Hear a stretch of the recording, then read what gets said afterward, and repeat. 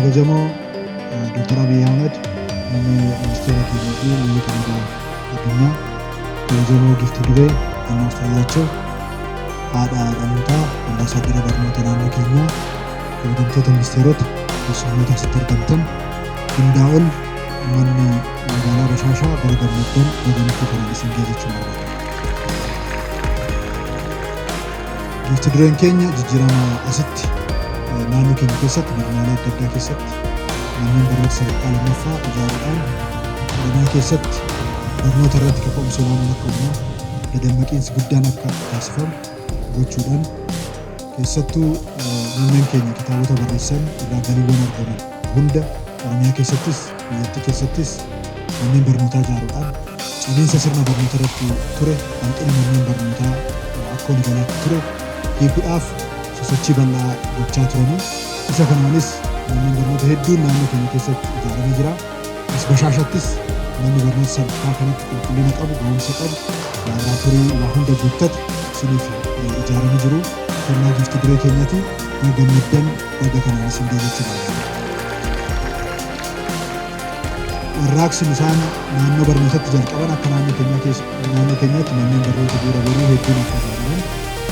manneen barnoota sadarkaa tokkoffaa sadarkaa lammaffaan akka ijaaraman barnoota irratti caalmatti xiyyeeffannoo akka kennan ta'ee jira. Kunis kan isaan jalqaban irraa maddeedha. Hojiin kun ammas keessattuu barataan muuxannoo fi baay'inni mana barnootaa fi daree muuxannoo hanqina bal'aa qaba. Ammas ga'anii dabalataan tajaajila lammummaa irratti mootummaan keenya bakkoottan darban hojjettan ga'anii kanaan hojjechuu danda'utu miira jiraata. Isa kanaaf jaalatanii akka hojjettan asumaan dhaamsa dabarsuun barbaada. Gama biraatiin godinni kun dhugaa dubbachuudhaaf barnootaan baay'ee duubatti hafaa ture.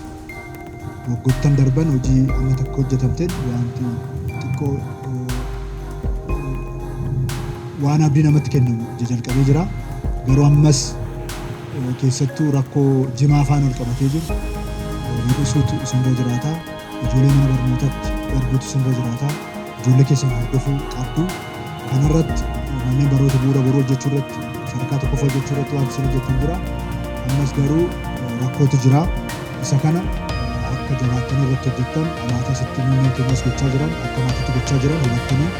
jabaattanii barachuudhaaf nama ta'uudhaaf dhaloonni dhufu akka caalmatti qophaa'u injifannoo caalmaa akka qaqqabsiisuuf naamusa olaanaadhaan waan asitti isiniif ta'e kan hojjettanii ijoollee keessan mana barnootatti erguudhaan barsiisuudhaan akka ga'umsaan hojjettan imaanaa isin jechuun barbaada. Amma lafti Jimmaa lafa bunni itti dhaabbatu, lafa qamadiin itti qotamu, ruuziin itti qotamu, lafa amma immoo shaayiin itti dhaabbatu malee lafa Jimmaan itti babal'atu ta'uu danda'u jira. Miti sinii wayyu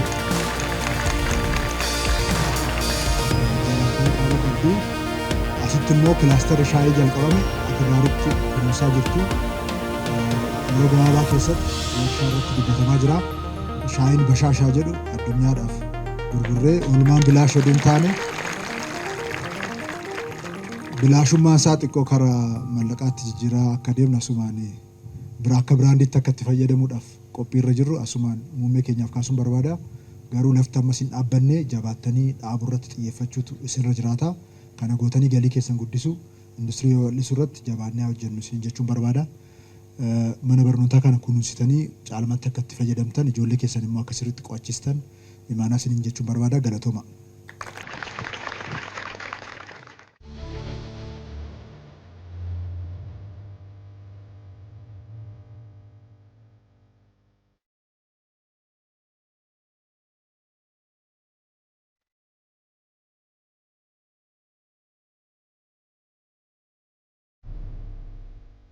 Ergin asbee waan muraasa wayyaaseen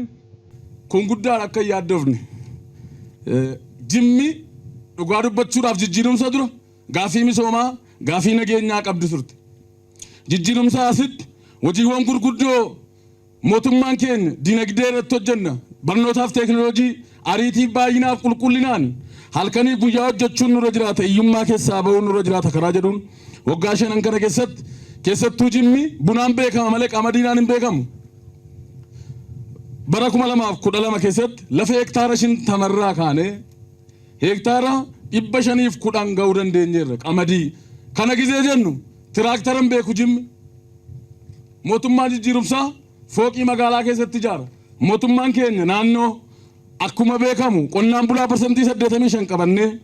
bishaan 999 ayyoota nama hojjechiisu gaggeessaa muummee ministeeraa Dr. Abiy Ahmed akka biyyaatti qabannee pirezidaantii keenya moo halkanii guyyaa nu sochoosu qabannee kadhaa keessaa bahuun nurra jiraata wabii nyaataatiin of dandeenya oomishaa oomishtummaa daballa waan biyya alaatii galu asii bakka buufna carraa dargaggootaatiif dubartootaa uumna karaa jedhuun bara kana keessatti yoo xiqqaate akka godina keenyaatti tiraakteriin isin hundinuyyuu sangaarra gara tiraakteriitti karaa jedhuun tiraakterii 900 ol akka godina keenyaatti qonnaan bulaa keenya qaqqabeera baga gammaddan baga gammanne jechuun barbaada kana qofa miti motor paambii beeku jimmi motor paambii 900 ol jijjiirumsaa asitti godina kana galuu danda'eera kana jechuun salphaa miti haamtuurra gara kompaayinara qonnaan bulaan keenya gaafa kompaayinarri dhufu akka saatti Ameerikaa jala ciifnee ilaallee na dabalatee yeroo ammaa keessatti godina keenya kompaayinariin 3 yoldaa keenyaan bitamee yeroo ammaa keessaa haamtuurra gara sangaatti ruuziin hin beekamu jijjiirumsaa asitti hektaara 1,000 qofitti qonna aanaa 2 keessatti yeroo ammaa bara 2017 keessatti hektaara 356,255 ga'uu dandeenyeera bara kana qonnaan bulaan keenya kumtaala 3,000 hanga 4,000 boroo fi keessaa qaba akka walii galaatti kabajamoo pirezidaantiin keenya giifti dureen keenya kumtaala miiliyoona 11 nurka jira ruuzii yeroo ammaa keessatti baga of harkatti qabattani baga qotattan jechuun barbaada kan biraa buna qonnaan bulaan jimmaa buna buqqisee jijjiirumsaan duratti dallaalatu urgotaa ture bunni kan nama dhuunfaa ture garuu mootummaan jijjiirumsaa buna irratti xiyyeeffachuudhaan qonnaan bulaan jimmaa boqqolloo dhaabaa ture jijjiirumsa dura lafa hektaara 339 ture jijjiirumsaan asitti lafa keenya hunda isaa buna dhaabuun nurra jiraata karaa jedhuun laga keessaa gara dirreetti ol baasuudhaan lafa hektaara 322 dabaluu dandeenyeerra buna toonii kanaan dura gabaa biyya alaatii dhiyaatu namni keenya buna buqqisee dhiisee ture toonii 18 irraa galata mootummaa keenya muummeen keenya pirezidaantii dabalatanii bunni keenya lafee keenya karaa jedhuun bunni argama qofatu hin ta'in jimma irratti yoo xiqqaate waggaa 5 kana keessatti qonnaan bulaan as ganda bashaashaa goommaa limmuu natti dabalatee akka godina keenyaatti geeraa dabalatee qonnaan bulaan 335 harka muummee keenya irraa ragaa fudhachuu kan danda'aniif akka naannoo keenya pirezidaantii keenya irraas biyya alaatti kallattiin arguu kan dandeessan waan ta'eef irra deebi'ee baga injifattan baga gammaddan jechuun barbaade. Kana qofa miti jimma irratti akkuma beekamu galaana dammaa goone pirezidaantiin keenya waggaa 4 dura akka godina keenyaatti jijjiirumsa dura gaagura 40 malee hin qabnu jijjiirumsa asitti galaana dammaa goona karaa jedhuun godina keenyatti labsameen yoo xiqqaate gaagura miiliyoonii 1.1 ga'uu dandeenyeera qonnaan bulaa keenya isiniin jecha baga gammaddan jijjiirumsa jechuun kana bara kana toonii 24 biyya alaatti ergina jenne guyyaa kanniisaa akka biyyattiitti godina kanatti kabajameera garuu ammallee tarkaanfii tokko fuulduratti deemnee jirra malee jijjiirumsa kana keessatti qonnaan bulaan keenya fayyadamaadha buna irrattis abukaadoo irrattis muuzii irrattis kuduraan muduraa hunda irratti ruuzii dabalatee godina jimmaa waan hin beekamne jijjiirumsaas qonnaan bulaan keenya jijjiirumsa ajaa'ibsaa keessa jira ammallee nu afayyaa biyyaa isa kanaaf immoo baga gammaddan jechuun barbaada waan tokkoon umurii koo keessatti isinitti midhaaba waggaa 10 dura mana barumsaa sadarkaa lammaffaa Kanya Odiyaa Itoophiyaan Oromiyaan Jimmaan Aggaaroon innaalma ni rafatanii har'a manni barumsaa sun ijaaramee umrii koo qalbii seenaanis qibaatuma ribadheetan malee manni barumsaa sun ijoolleen ajaa'ibsiisaa waldaa misoo Oromiyaa naannoo keenyaa galaniiru ijoollee 600 keessaa parsantiin 20 ol ijoollee achiiti kanaaf baga gammaddan jechuun barbaada manni barumsaa kun dhugaa dubbachuudhaaf akka godina keenyaattis fakkeenya birrii miiliyoona 180 oliin ijaarame